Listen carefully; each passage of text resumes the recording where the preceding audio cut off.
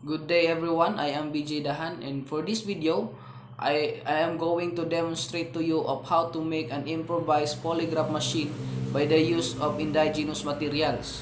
And after that, I will discuss to you the function of the major part of this component or machine. So let's start.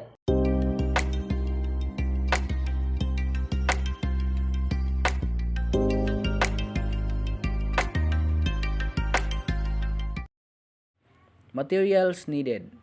Prepare at least 2 pieces of 12 inches PVC electrical corrugated tube, 2 pieces of crocodile type clip, 1 piece of white cartolina, 5 pieces of rope tie box 1 meter in size, 1 piece of empty box, piece of 4 by 12 inches textile, 1 rubberized ball, 3 pieces of solid metal or nail 4 inches in size, 1 piece of punch pin, and also 1 piece of pentel pen.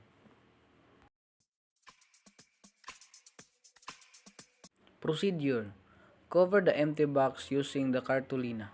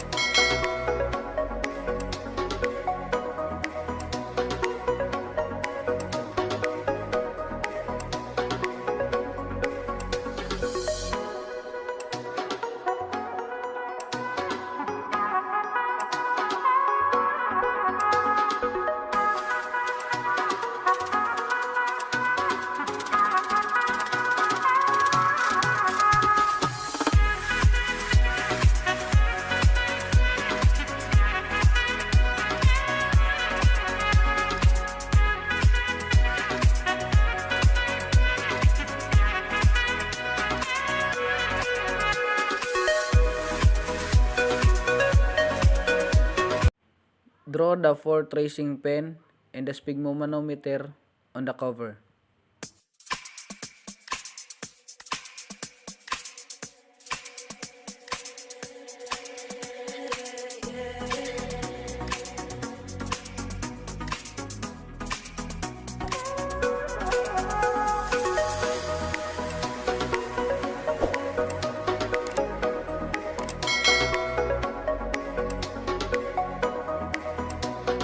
Tie or knot the 2 pieces of tie box on a beaded form, then tie the nail at the tip of the tie box.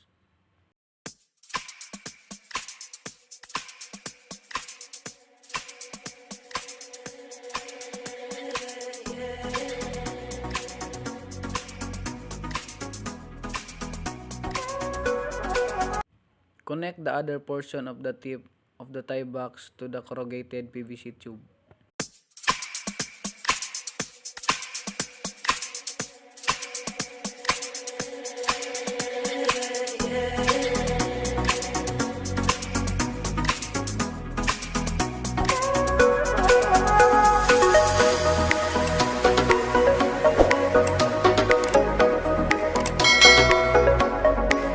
Make a small hole on the crocodile clip.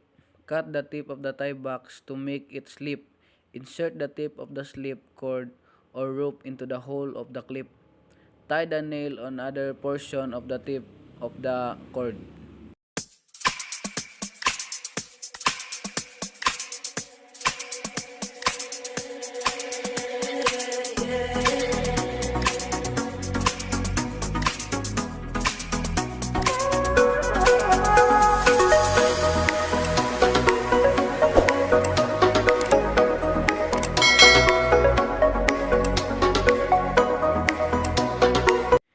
Sew the upper part tip of the cord to the improvised arm cap. Then attach the lower tip of the cord to the rubber ball. Lock it using the punch pin.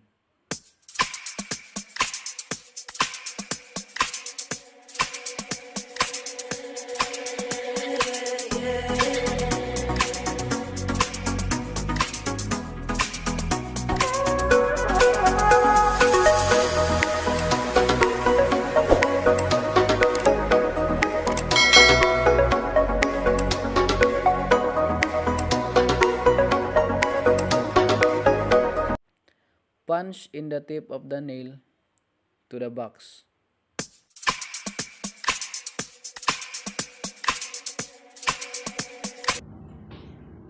So now I am going to discuss to you the function of the major parts of the improvised polygraph components.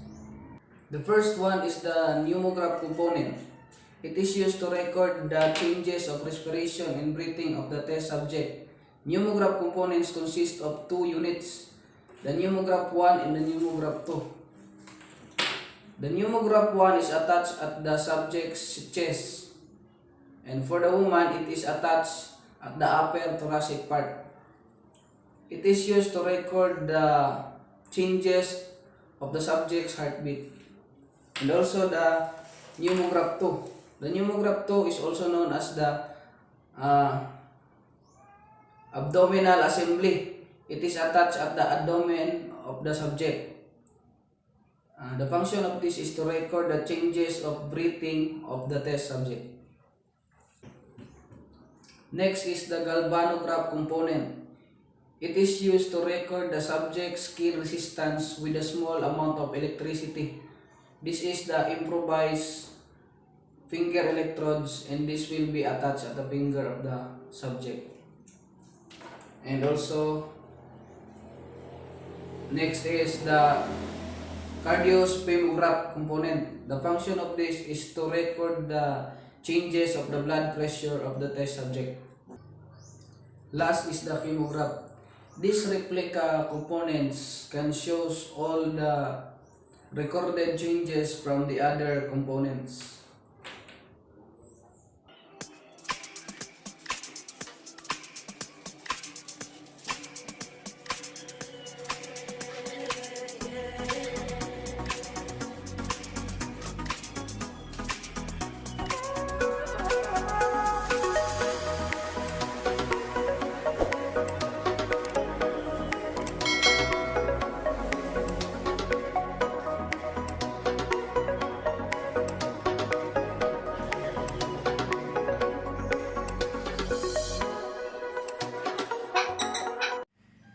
Discussion and recommendation.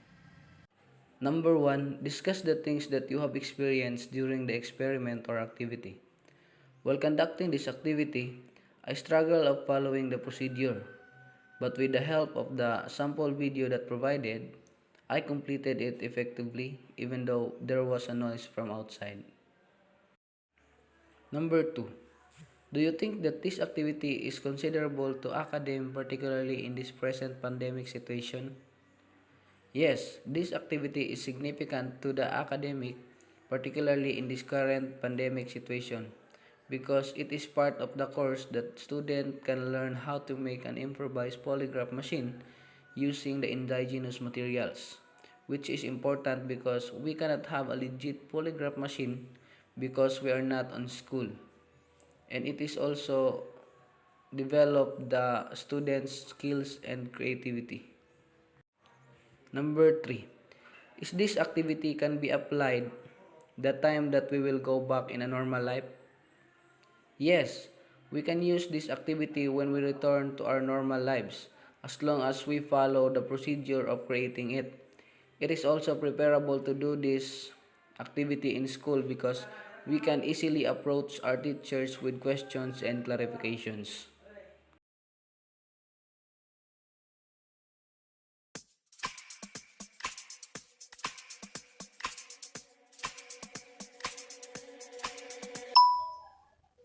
So welcome to our part 2 video presentation. In our previous video, we talked about the demonstration on how to make an improvised polygraph machine and its component. In this video, we are going to have a simulation process of polygraph examination and the subject preparation. Preparation of the subject. The person will be subjected to free examination interview, and the process of polygraph examination to be followed should be explained to him to his optimum understanding. The tester should have the knowledge to the incident. The subject should be informed that he will be asked certain questions that is answerable by yes or no. The subject has nothing to be apprehensive about any wrong study and interruption of the polygraph test, but if he deceives, then that will be reflected in the test. There are three categories of questions to be asked to the subject: the irrelevant questions, relevant questions, and the control questions. The polygraph examiners observe the following before he or she conducts the test. First is appraisal of the basic constitutional right of the person. Second, obtain the subject's consent to undergo polygraph test. Third, taking of personal data of the subjects, evaluating the psychological preparation. Fourth, determine the suitability of the subject prior to the test. And last, inform the subject of his involvement with the case. Morning, sir. I am BJ Dahan, a polygraph examiner. Today is December 11, 2021. Before I conduct this examination, I would like to inform you that this examination is voluntarily and according to RA 7438, Section 2, Paragraph B, you have the right to remain silent and to have competent and independent counsel, preferable of your own choice. If you cannot afford the service of your own, you must be provided with competent and independent counsel by the investigating officer. Then you have to fill up this consent form, which means that you voluntarily submit yourself for polygraph examination, and the sensors must be attached to your body to conduct the test.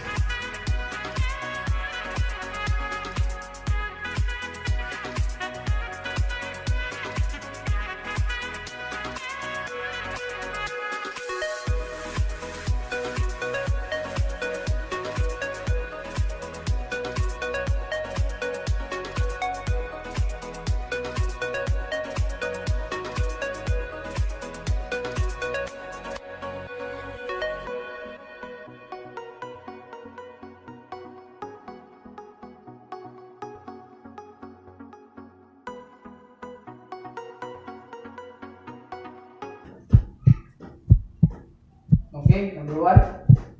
Is your name RJ Gasaw? Yes. Are you 22 years old? Yes. Are you about to take polygraph exam? Yes. Are you nervous? No. Have you ever purchased any illegal drugs? No.